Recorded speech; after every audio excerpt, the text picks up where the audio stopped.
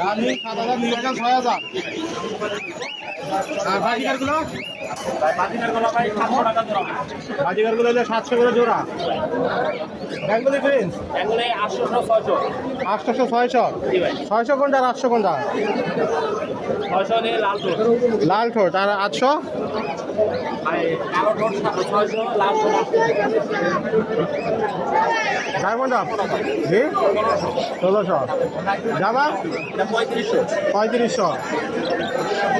Pineapple গুলো ভাই 12,000 টাকা জোড়া। 12,000 টাকা জোড়া।